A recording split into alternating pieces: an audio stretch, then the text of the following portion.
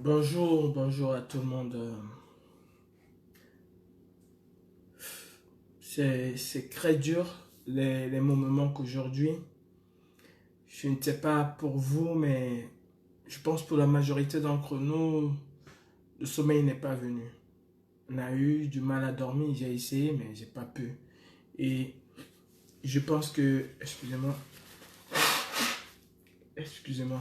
je pense que la majorité d'entre nous, il n'y a personne qui a fermé l'œil de cette nuit. Il y a véritablement personne qui a fermé l'œil. C'est pas le premier massacre, mais ça peut être le massacre de trop. Ça doit être le massacre de trop. Ça doit être le massacre de trop. Mes frères camerounais, je pense que nous devons mettre les problèmes politiques qui minent le Cameroun de côté parce qu'on a un problème beaucoup plus important que ça. Il faut arrêter cette guerre. Nous, francophones, pour la majorité d'entre nous, pour la plupart, nous sommes restés silencieux depuis 4 ans que cette guerre dure. On parle de 3000 morts. Il y a 2 ans, on parlait encore de 3000 morts. 3000, c'est énorme. 3000 personnes qui sont parties gratuitement, c'est énorme. Et on ne peut plus. En tant que citoyen, on ne peut plus en tant qu'être humain cautionner cela.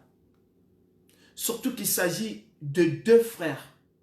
Surtout qu'il s'agit d'un même peuple qui s'entretue. L'armée camerounaise devait plutôt être aux frontières du Cameroun. Vous avez vu ce qui s'est passé avec Boko Haram où il y a eu cette symbiose entre le peuple camerounais et son armée. Parce que l'ennemi venait de l'extérieur. Ici, on ne peut pas parler d'ennemis. Je me refuse de parler d'ennemis.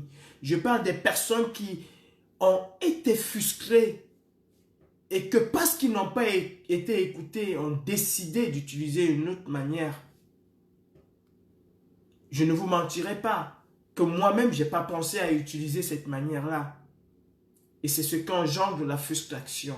C'est ce qu'engendre le mépris. Quand on n'est pas écouté, quand on ne peut pas dialoguer, quand on ne peut pas s'asseoir et parler avec son peuple, on ne peut qu'avoir ce genre d'attitude.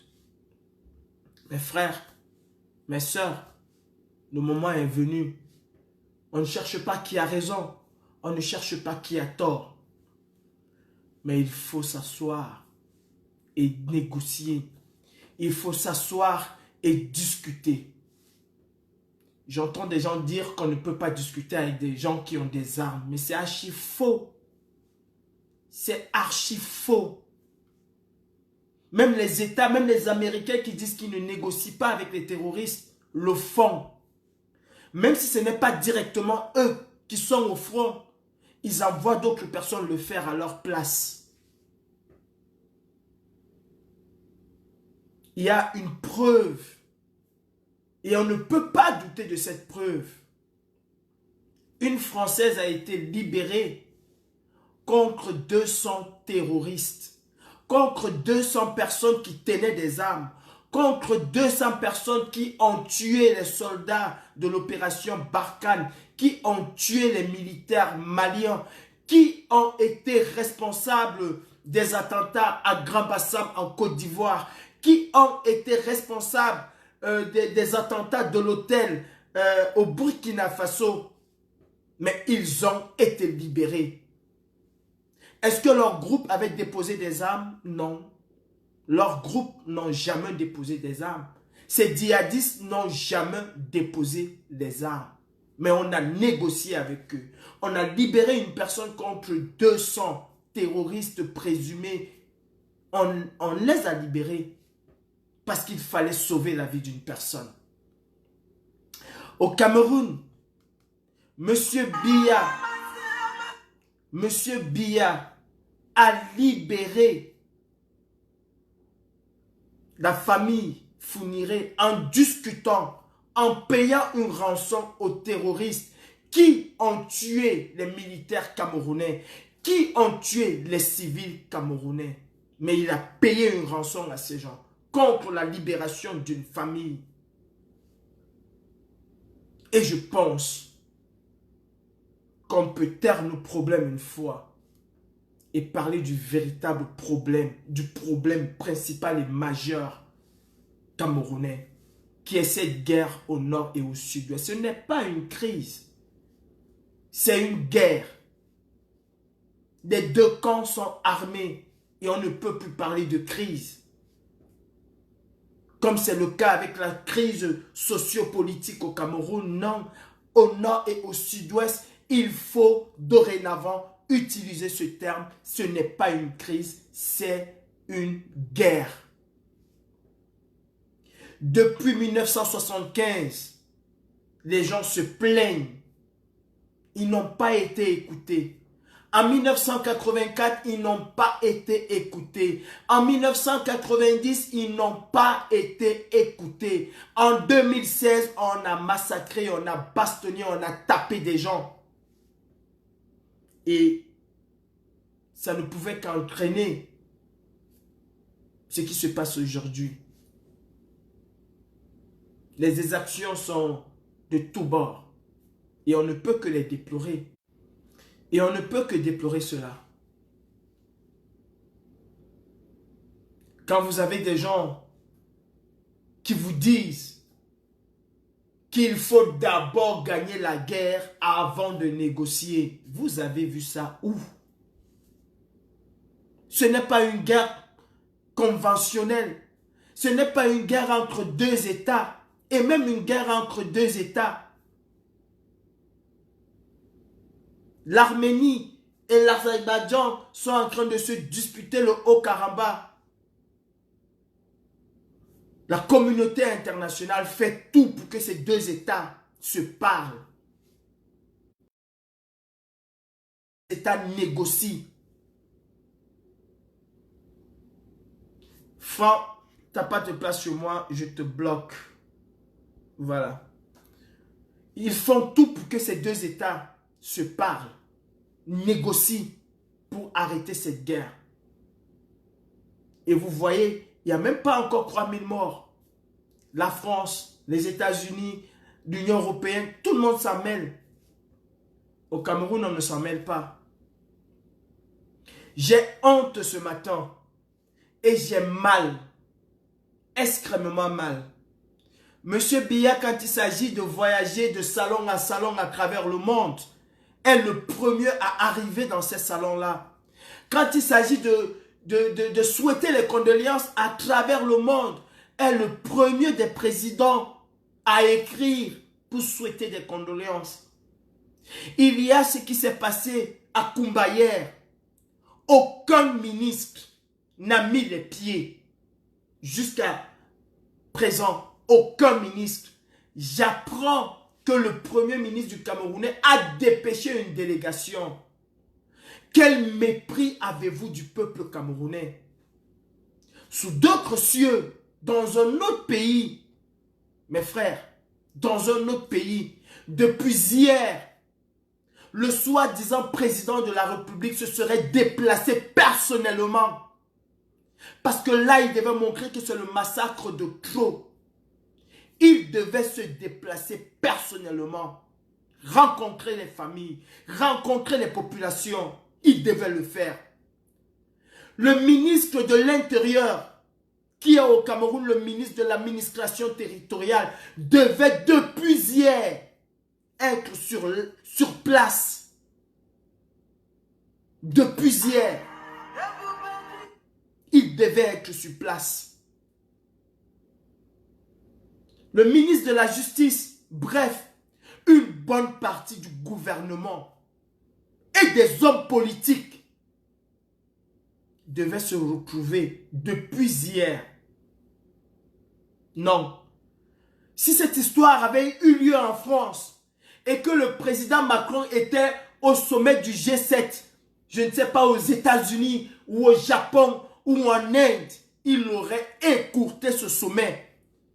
Il serait rentré précipitamment en France pour aller au chevet des victimes, rencontrer les familles et voir de lui-même ce qui s'est passé.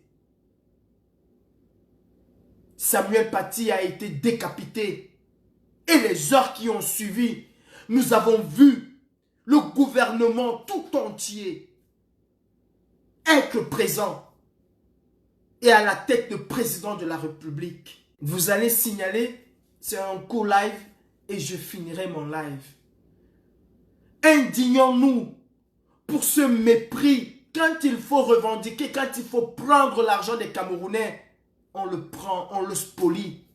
Mais quand il faut assister les Camerounais, on est incapable. On est incapable. Vous avez des hommes politiques camerounais qui sont des adeptes de tweets, de Facebook, mais jamais sur le terrain quand on a besoin d'eux. Monsieur Cabral Libi, Serge Espoir Matomba, je sois aussi. Tous ces hommes-là qui ont vanté le grand dialogue, tous ces hommes-là qui ont vanté les mérites de la tripartite, apprenez à dire au monde que cela fut un échec. Apprenez à dire au monde que la tripartite a été un échec. Dites au monde que le dialogue a été un échec. Pourquoi je dis que la tripartite a été un échec? Ou un échec si vous ne savez même pas. À la tripartite, il était question de verrouiller le mandat, de verrouiller des choses et de faire en sorte que Biya ne puisse plus se représenter. Est-ce que ce fut le cas? Non. Puisque tous les acquis de la tripartite ont sauté. La limitation du mandat présidentiel a sauté. Tout ce que la tripartite avait mis sur pied a disparu complètement. Aujourd'hui, en 2020, le Cameroun est retourné aux années 80. Regardez ce que vit aujourd'hui le principal leader de l'opposition camerounaise, M. Maurice Kamto. Regardez comment les droits inaliénables du peuple camerounais sont bafoués. Exactement comme dans les années 80 où la loi sur la subversion était terrible. Nous avons les mêmes lois sur la subversion au Cameroun aujourd'hui. Donc, la tripartite n'a pas porté des fruits. Parce que si la tripartite avait porté des fruits, c'est que Biya ne serait plus président de la République du Cameroun il y a bien longtemps. Mais en 1996, il a réussi à damner le pion à tout ce qui avait été fait lors de la tripartite. Bon, à tuer la tripartite. Et j'entends encore des hommes politiques camerounaises nous dire que la tripartite a apporté énormément. Qu'est-ce que la tripartite a apporté? Puisque la cause principale était le verrou du mandat. Elle a sauté cette cause-là. Et tout ce qu'on a pu avoir lors de cette tripartite, toutes ces choses-là ont sauté. Ça n'existe plus. Biya est encore là, alors tripartite dans l'eau. Vous avez fait le grand dialogue, le grand dialogue, et vous avez dit que c'était pour résoudre la crise anglophone. Vous l'avez dit à Mondovision. Il était question qu'au sorti de ce grand dialogue, la crise devait cesser. Il était question qu'au sorti de ce grand dialogue, la crise allait cesser. Comment pouvez-vous dialoguer avec des personnes qui ne sont pas présentes? Comment pouvez-vous? Monsieur Biya est venu rendre compte de son grand dialogue au président Macron, soit disant que la guerre allait s'arrêter. Et quelques jours après, il était en France au mois de novembre. Et au mois de février, en Garbou, l'armée fit un massacre terrible en brûlant femmes et enfants. Et on a aussitôt accusé les Ambazoniens d'être à l'origine de cela. Sauf que les témoignages ont apporté la preuve que ce fut les hommes de l'armée accompagnés d'une milice aux ordres de monsieur le criminel Paul Atangandi. Voilà ce qui est cette vérité-là. Aujourd'hui, on en est où? Qu'est-ce que ce dialogue a apporté aux Camerounais? Absolument rien. Absolument rien. On a des enfants, on a des femmes qui sont battues, égorgées, décapitées tous les jours. Oui, aujourd'hui, ça fait mal parce que c'est une dizaine d'enfants. Combien de personnes meurent au quotidien au Nozo? Non, ce n'est pas la crise camerounaise. Ce n'est pas une guerre camerounaise. C'est une guerre des anglophones. Eh bien, il est temps qu'on se réveille tous. Il est temps qu'on se réveille tous. Il est temps que les Camerounais se posent véritablement la question: qui est le capitaine du bateau? Et où est ce capitaine du bateau? Est-ce que le bateau camerounais navigue à vue? Je pense qu'il y a un président de fait au Cameroun.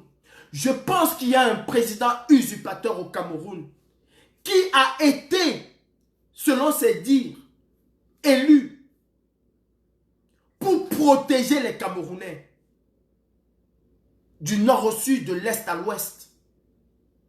Et ce président répond aux abonnés absents. Depuis la crise du Covid, vous ne l'avez jamais vu. Et là, on est face à une situation terrible où des enfants sont assassinés d'une manière barbare et sauvage. Mais le soi-disant premier des Camerounais est aux abonnés absents. Et jusqu'à présent, je ne pense pas que ce monsieur a déjà même écrit comme il fait d'habitude. Je ne pense pas. Quelle cruauté! Quelle cruauté! Non. Biyabi Vendon n'est pas fort. L'armée de Biyabi Vendon n'est pas forte. La police de Biyabi Vendon n'est pas forte. La gendarmerie de Biyabi Vendon n'est pas forte. Ce sont les hommes politiques camerounais qui empêchent au peuple de s'exprimer. Cabral Libi, tu en fais partie. Tu as ta part de responsabilité dans ce qui se passe au Nozo en tant que président d'un parti politique. Joshua aussi. Tu as ta part de responsabilité par rapport à ce qui se passe au Nozo.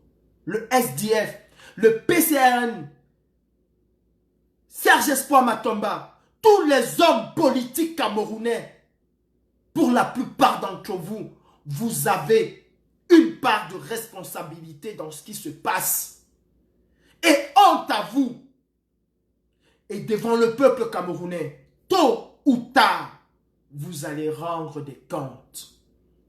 Monsieur Cabral Libi, Serge Espoir Matomba, Akeremouna, Joshua aussi, John Frundi, vous ne pouvez pas vous limiter aux tweets et accuser juste ce que vous appelez terroristes. Je vais vous rafraîchir un peu la mémoire. Il s'est passé un massacre au nord du Cameroun.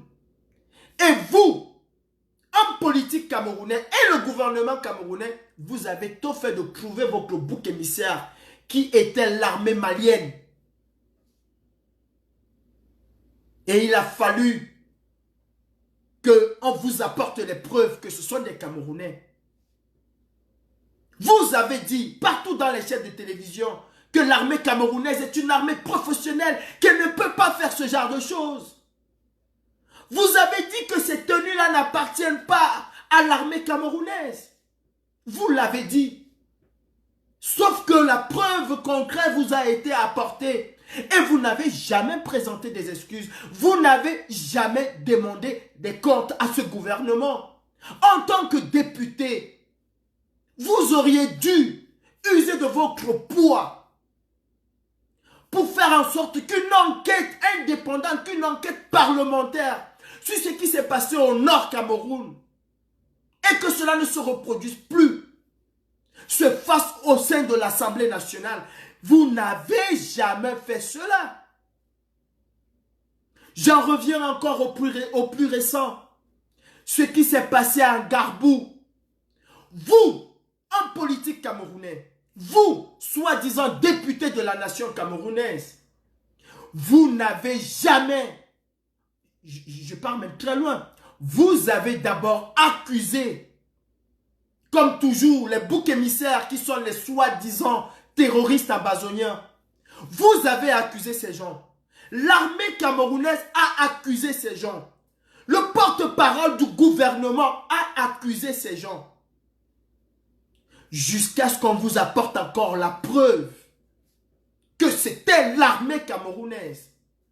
Et comme d'habitude, on sacrifie les derniers de la chaîne et on laisse les donneurs d'ordre. On a dit que ce sont des brebis galeuses de l'armée. Monsieur Cabral, Joshua aussi, acquérez tous ces gens-là. Pouvez-vous m'apporter la preuve que ce n'est pas une bavure de plus de l'armée, que ce sont les Amazoniens? Pouvez-vous apporter la preuve?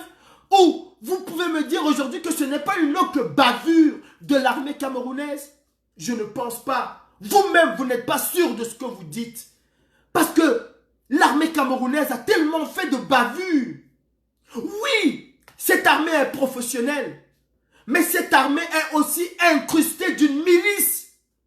Cette armée est incrustée de brebis galeuses qui sont commandées, qui sont dirigées depuis Yaoundé. Et vous le savez. Non, vous la fermez. Vous la fermez. Vous avez toujours vos boucs émissaires qui sont les soi-disant terroristes. Sauf que vous, au Cameroun, vous êtes les seuls à appeler ces gens des terroristes. Vous êtes des seuls. On les appelle des séparatistes ailleurs. Et vous, au Cameroun, vous continuez dans la bêtise à dire des terroristes. Non, il faut que cela s'arrête. Il faut que vous ouvrez les yeux. C'est vous qui faites de Biya l'homme fort du Cameroun. C'est vous qui faites d'Atangandi l'homme fort du Cameroun. C'est vous qui faites d'Ngongo l'homme fort du Cameroun. Tout simplement parce que vous avez des petits scrampantins. Et vous vous dites en politique, vous n'êtes pas des hommes politiques. Non, vous êtes des affamés. Vous êtes des affamés qu'on a lâchés dans un poulailler. Des loups qu'on a lâchés dans un poulailler. Et vous pouvez vous paître du sang de ces poulets que vous voyez, qui est le peuple camerounais. Honte à vous. Honte à vous, les sportifs camerounais. Roger Mila. Ah, j'oubliais, tu es devenu ambassadeur itinérant. Ton peuple meurt. Et jamais, Roger Mila, tu n'as ouvert ta gueule pour dénoncer ce qui se passe dans ton pays. Tout simplement parce que tu as un petit scampantin. Mais tu as été capable de t'insurger et de te lever contre ce qui se passait aux États-Unis par rapport à Floyd. Yannick Noah, j'aimerais bien t'avoir en face de moi et te rappeler quelle est la merde que tu es. Incapable de dénoncer les exactions dans ton pays. Mais être le premier à apporter un t-shirt pour Floyd pendant que ton peuple meurt. Samuel Eto'o, ça fait 4 ans, monsieur Eto'o, ambassadeur de l'UNICEF, incapable de s'indigner. Monsieur Eto'o, 4 ans. 4 ans que tes concitoyens meurent. Incapable de t'indigner. Mon Dieu, quelle infamie, quelle honte. Quelle honte. Et vous osez vous dire des hommes d'opinion. Non, vous n'êtes pas, vous êtes des monstres. Des monstres. Vous savez, tout se paye ici-bas, monsieur Eto'o. Tout se paye ici-bas. Vous allez être des premiers demain à sortir des livres pour parler de Biya et de tout ce qu'il faisait au Cameroun. Mais pour le moment, vous la fermez. C'est parce que vous n'avez pas de couilles. Jérémy Dita, en tant que sportif camerounais, Etam Mayer, Rigobert Song, Alexandre Song, c'est votre pays.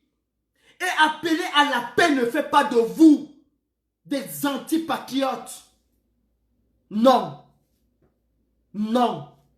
Monsieur l'ambassadeur de l'UNICEF, quand on parle de l'UNICEF, on parle des enfants.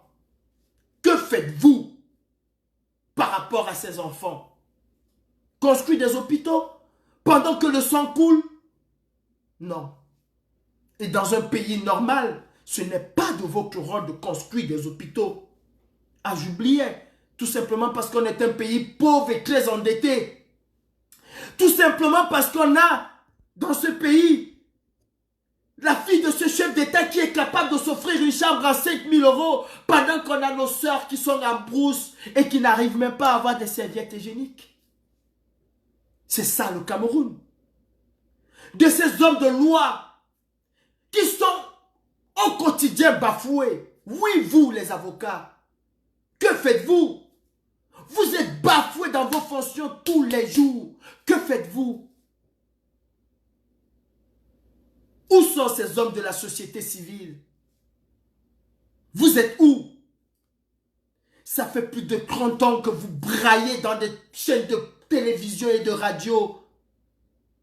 Le jour où vous allez mettre 10 000, 20 000, 30 000 Camerounais pour demander l'arrêt de cette guerre, les choses changeront au Cameroun. Les choses changeront véritablement au Cameroun. Alors sortez les Camerounais. Il faut que cette guerre s'arrête. Il faut mettre fin à cette guerre. Croyez-moi, la paix n'a pas de prix. La paix n'a pas de prix.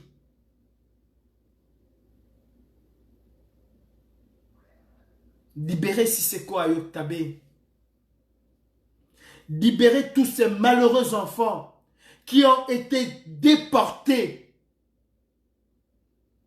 à Yaoundé. Appelez à un cessez-le-feu unilatéral même.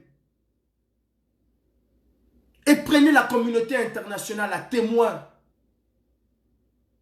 Organisez un véritable dialogue où tous les problèmes vont être discutés. Organisez un véritable dialogue. Il faut un pardon national dans ce pays. Et je pense qu'il faut commencer ce pardon maintenant. Ou demain il serait trop tard. Vous savez, ça fait depuis les événements du 11 septembre 2001 à aujourd'hui, ça fait 19 ans.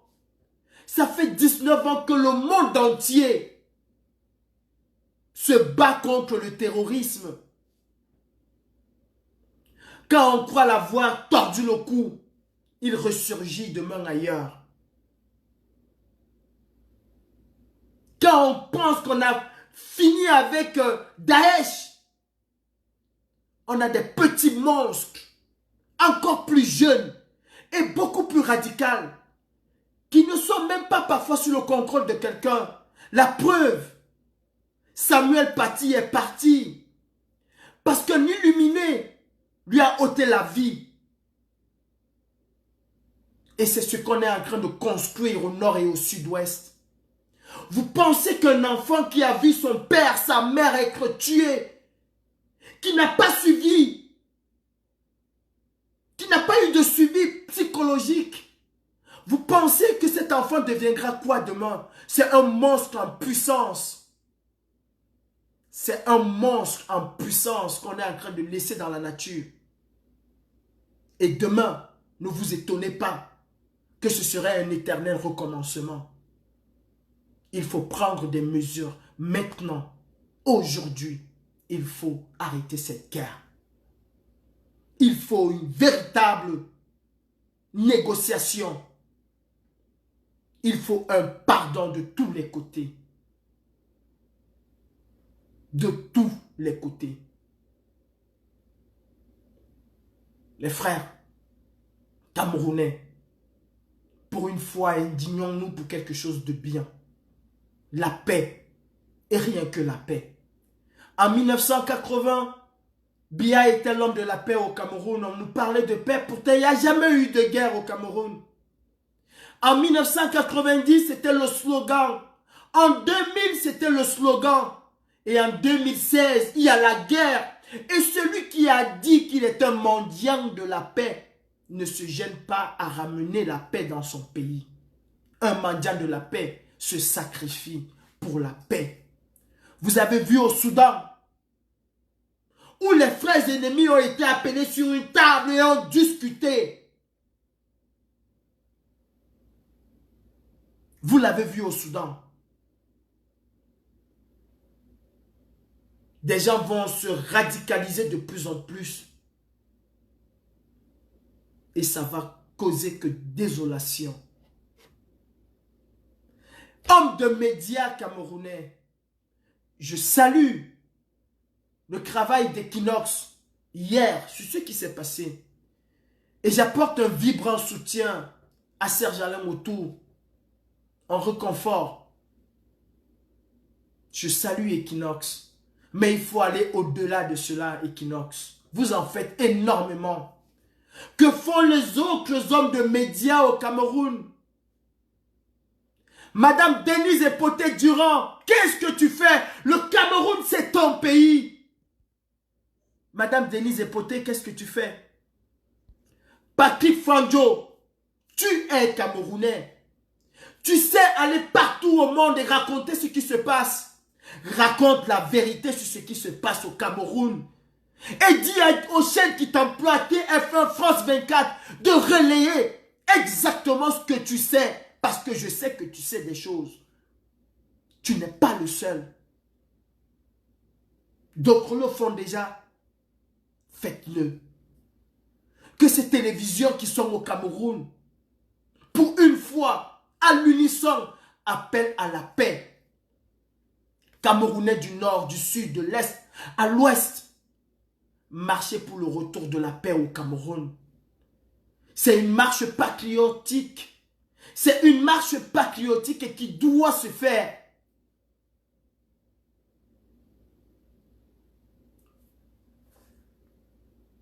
On aura encore, si rien n'est fait, on aura encore des combats.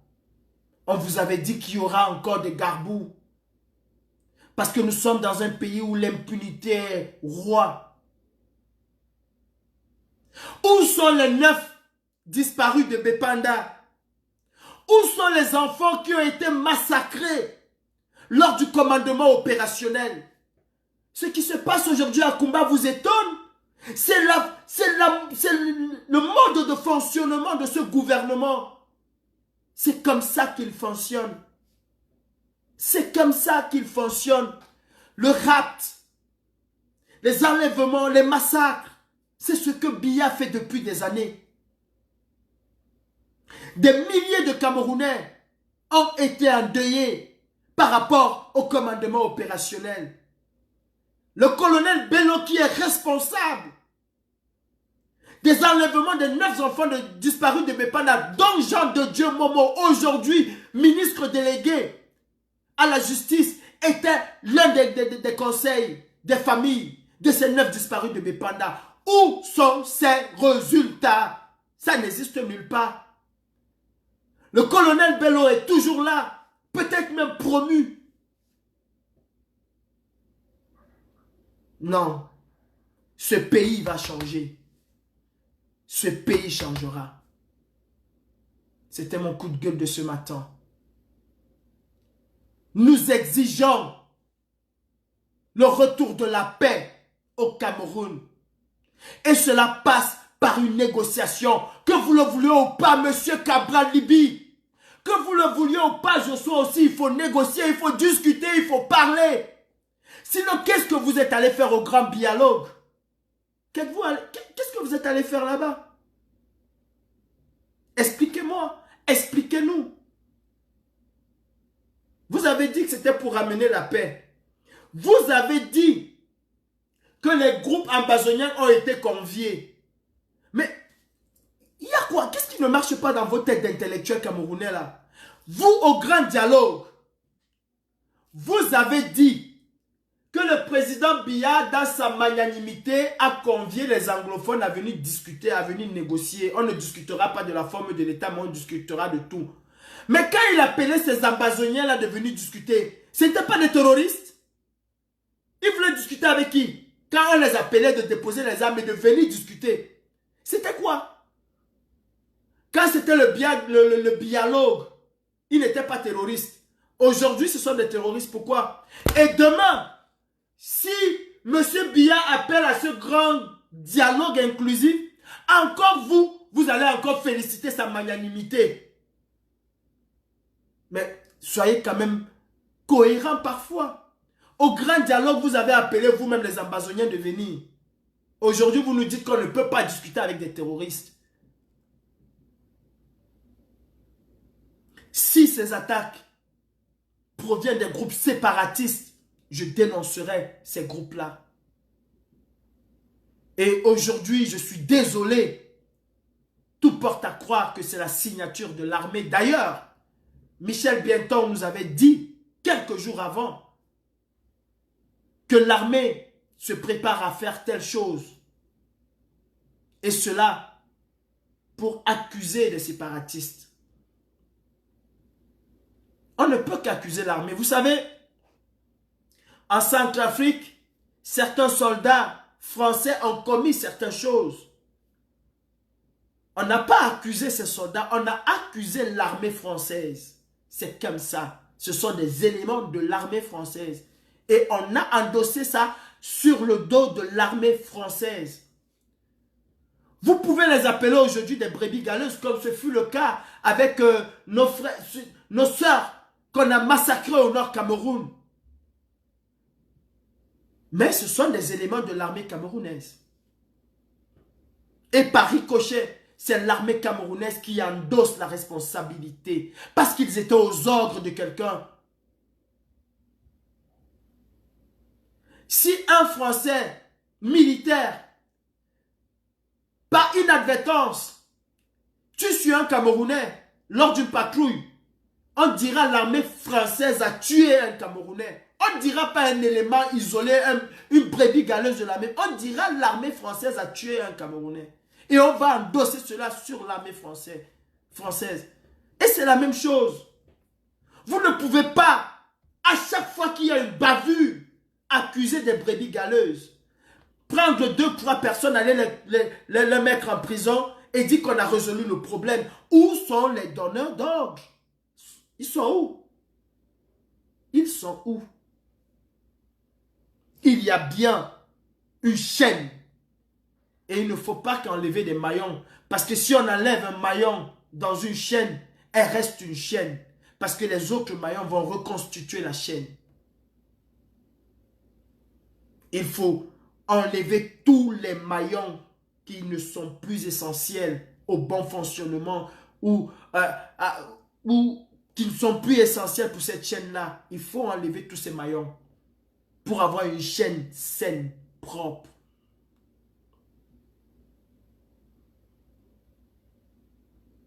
Il faut comment je vais dire ça? Il faut une réconciliation camerounaise. Et il faut que le Camerounais sache que le problème anglophone, c'est son problème. Il faut que nous, francophones, que nous sachions que le problème anglophone, c'est nos problèmes. Quand il y a une attaque à Maroua, je vois tous les Camerounais être solidaires. Mais quand quelque chose se passe à Bamenda, à Boya, à Kumba, à Manfé, je ne vois pas tous les Camerounais être solidaires. Et c'est exactement ce que les anglophones nous reprochent. C'est cette façon, on nous a élevés comme ça. On nous a fait toujours comprendre que les anglophones sont des sous-hommes. La preuve, quand une personne voulait une domestique, il allait à Bamenda, elle allait à Bamenda chercher sa Bamenda de service, sa bonne, son esclave. Ça n'a pas changé. Du coup, les Camerounais les considèrent les anglophones comme des sous-hommes. Bon, on n'en parle pas. Non. Ce sont des Camerounais à part entière. Ou alors, accordons-leur leur indépendance. L'autonomie d'une région ne fait pas de cette région un pays. Il y a des régions autonomes partout dans le monde. La Catalogne en Espagne est une région autonome. La Corse en France est une région semi-autonome, je pense. Mais elle reste dans le giron français. La Bretagne a ses spécificités. On enseigne même le breton à l'école ici. Ça ne fait pas de la Bretagne une autre région de la France, un autre pays. J'en citerai des milliers. Le canton de Genève, qui est tant apprécié par Biya et sa famille, est une région quasiment autonome. Elle a son parlement. Est-ce que Genève ne fait pas partie de la Suisse? Il est temps qu'on rediscute de la forme de l'État. Je pense que Kinos a commencé. Je vous souhaite une bonne journée et surtout, resserrons les rangs. Il faut que la paix revienne au Cameroun. À ces hommes politiques, à ces hommes de la société civile, il faut un véritable dialogue, un dialogue inclusif. Si cela avait été fait en 84, si cela avait été fait en 90, si cela avait été fait en 2008, on n'en serait pas là. Et si cela avait été fait en 2016, on n'en serait pas là. Un gouvernement, un président de la République, c'est celui qui est à l'écoute de son peuple. Ça fait 4 ans que le JICAM vous dit que ça ne va pas au Cameroun. Dans un pays normal, le président du JICAM aurait été reçu par le président de la République. Ils auraient dialogué. Dans un pays normal, le bâtonnier, le président de l'ordre des avocats aurait été reçu. Dans un pays normal, aujourd'hui, le président de la République devait rencontrer tous les partis politiques. Aujourd'hui, dans un pays normal, aujourd'hui, ce matin-ci, tous les représentants des partis politiques devaient être reçus par le soi-disant président de la République. Dans un pays normal, pour savoir, pour les écouter et enfin prendre une décision.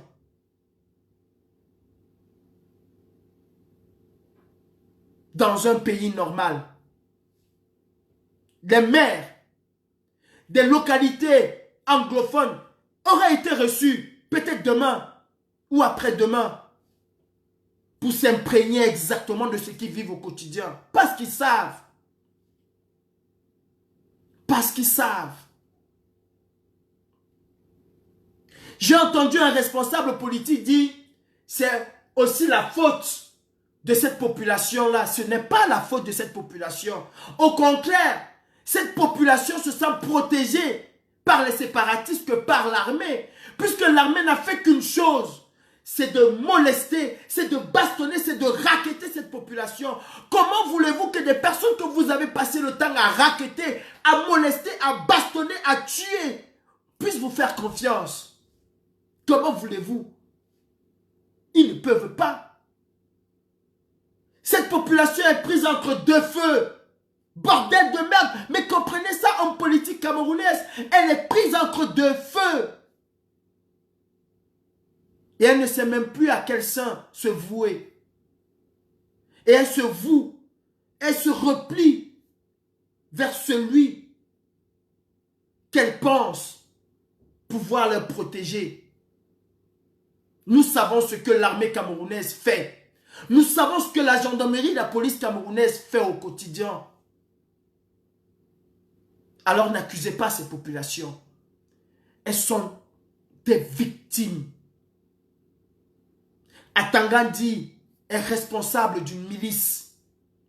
Et il est temps que vous dénoncez cela. Dans un pays normal, Atangandi aurait déjà été auditionné par le Parlement.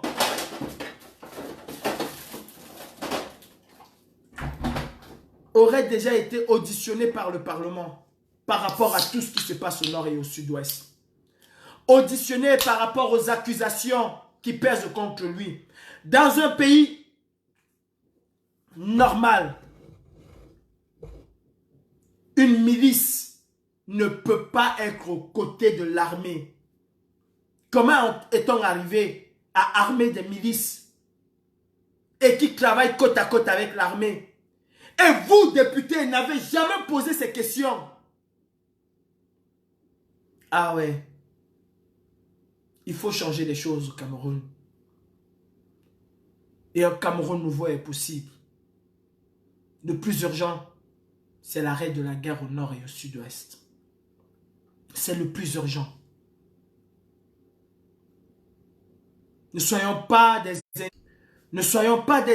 indignés sélectifs. Oh, artistes, musiciens camerounais. Oui, vous, la voix des sans-voix. Vous avez vu ce que des artistes multimillionnaires au Nigeria ont fait. Prenez exemple. Et c'est ce qu'on attend de vous. Vous avez vu ce que des artistes ont fait en Côte d'Ivoire. Prenez exemple, c'est ce qu'on attend de vous. On ne vous demande pas de rentrer dans des querelles politiques. Mais on vous demande de défendre le peuple. Ce peuple qui fait de vous ce que vous êtes. Monsieur Bendeka, en 90, tu étais du côté du peuple. Et un homme, ce n'est pas celui qui vend ses convictions par rapport à son bien personnel. Un homme, c'est celui qui tient ses convictions, coûte que vaille. Il tient ses convictions et il les revendique. Oui. Monsieur Bendeka, Grâce Deka, Sanfant Thomas, vous êtes nombreux, ces icônes de la musique camerounaise. Koti François, Sally John, qu'est-ce que vous faites?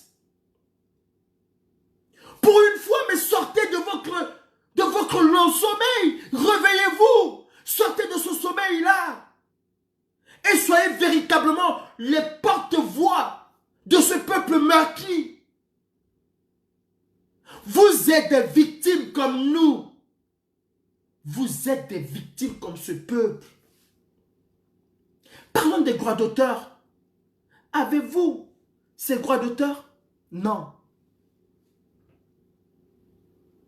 Avez-vous de véritables salles de concert au Cameroun? Non. La culture camerounaise, est-ce qu'elle s'exporte encore? Non. La piraterie a fait son nid au Cameroun, sous vos yeux, et vous ne dites rien. Quand un artiste aussi célèbre que M. Bendeka, dont j'ai eu le plaisir de boycotter, quand un artiste célèbre fait comme droit d'auteur 5 000 francs, droit d'auteur, pendant que le plus minable des artistes en France a au moins 2 ou 3 000 francs, 3 000 € de droits d'auteur. Vous ne voyez pas qu'il y a quelque chose qui ne marche pas?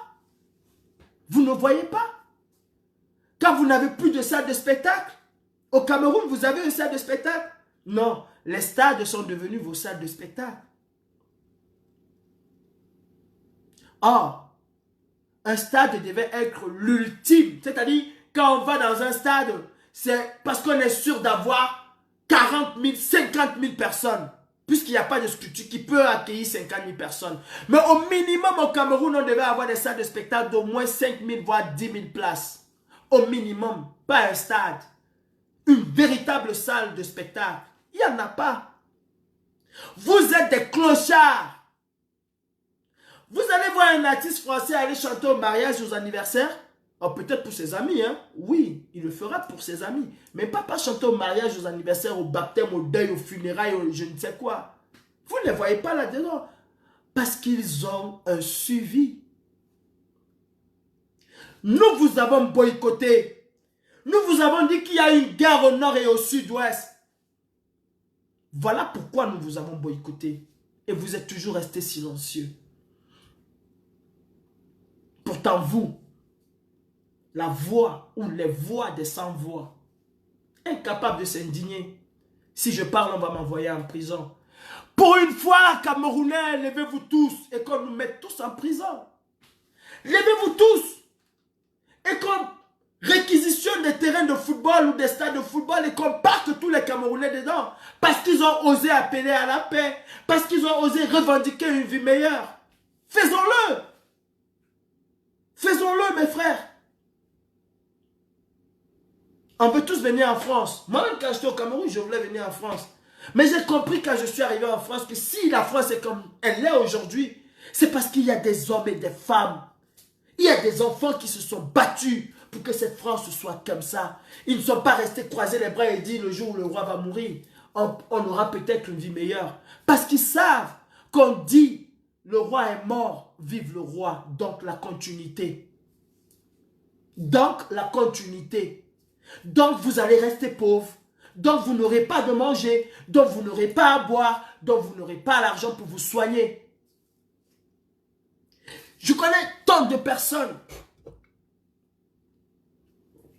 qui disent RDPC, oye, Paul Biya Ayop, Paul Biya toujours Shoga. Je connais tant de personnes qui le disent. Mais quand ils sont malades, ils appellent à l'aide. Jean-Paul, et si Malasson n'a plus la monnaie, Frédéric, ça ne va pas. Je suis à l'hôpital. Si tu peux m'envoyer même 1000 francs, on va appeler 200 personnes parce qu'on est sûr d'avoir 1000 francs par personne. Et demain, quand on est guéri, on continue. Paul Biya Ayop. Entre-temps, vous avez Brenda Biya qui se fait soigner dans les plus grands hôpitaux du monde. Entre-temps, vous avez Monsieur Biabi Vondombatélémy qui se fait soigner dans les plus grands hôpitaux. Brenda Biya se fait soigner dans les plus grands hôpitaux au monde. Biya se fait soigner dans les plus grands hôpitaux au monde. Sa femme se fait soigner dans les plus grands hôpitaux au monde. Les ministres, les députés se font soigner dans les plus grands hôpitaux au monde. Et ils vous disent qu'ils vous aiment. Ils vous disent qu'ils vous aiment, qu'ils sont là pour vous. Vous avez déjà vu un ministre se coucher à la Kentini? Non. Non. Avez-vous déjà vu des hommes d'affaires camerounais se coucher à la Kentini? Non. Je suis désolé de le dire.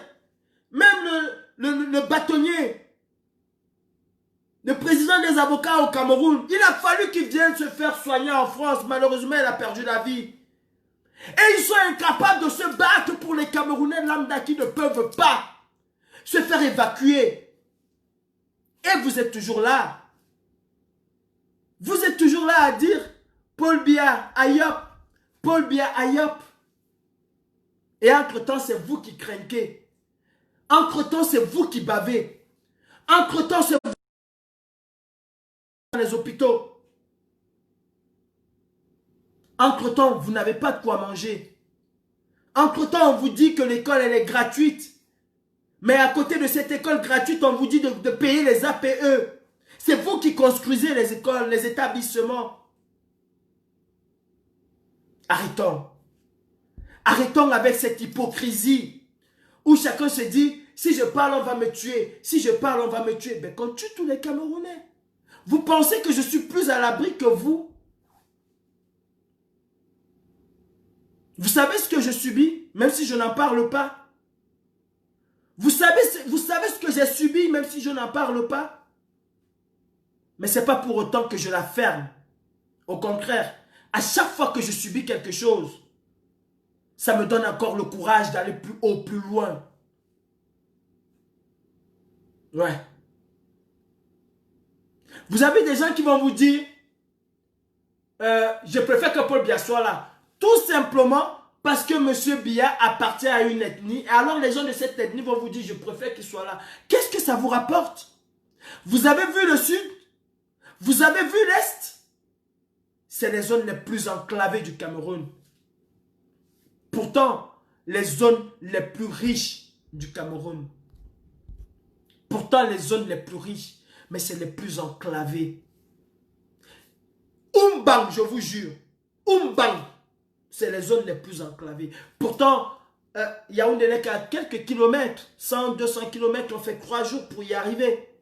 Vous pouvez aller à Bertois, vous faites combien de jours? Vous pouvez aller à Bipindi, Lolodo, vous faites combien de jours? Moi, quand j'allais à Campo, j'avais mal de voir des enfants qui se réveillaient à quelle heure? 3 heures, 4 heures pour aller à l'école. J'en transportais d'autres, même parfois. Je portais d'autres. Il faut reconstruire ce pays. Il faut reconstruire ce pays. Oui. Et croyez-moi, le Cameroun nous appartient à tous. Pas à cette petite caste. Alors mes frères, soyons du côté du peuple. Dans un état de gloire, dans un état normal, les drapeaux camerounais auraient été déjà mis en berne. Dans un état normal, 3, 4, 5 jours de deuil national auraient déjà été décrétés. Dans un état normal, les dirigeants, les véritables dirigeants auraient déjà été aux côtés des familles, aux côtés des blessés, auraient tout mis en œuvre pour que cela se passe bien. Rappelez-vous de Ngwache. Après, on viendra donner des matelas. Comment pouvez-vous demander aux parents d'envoyer leurs enfants à l'école sans gilet pare-balles, sans armée qui va les protéger? Pendant que vous, quand vous vous déplacez sur 2 kilomètres, vous avez une escouade de militaires et de gendarmes qui vous protègent. Comment pouvez-vous? Dites-moi un peu. Toi, le maire, tu te déplaces avec une dizaine de militaires lourdement armés et dans une voiture blindée. Tu te déplaces avec casque, gilet pare-balles, toute l'artillerie de protection et vous demandez aux enfants d'aller à l'école. Vous avez des ministres qui sont à Yaoundé qui font des petites plaques. Il faut envoyer les enfants à l'école. Et quand eux, ils se déplacent là-bas, c'est toute une escouade qui protège ces gens.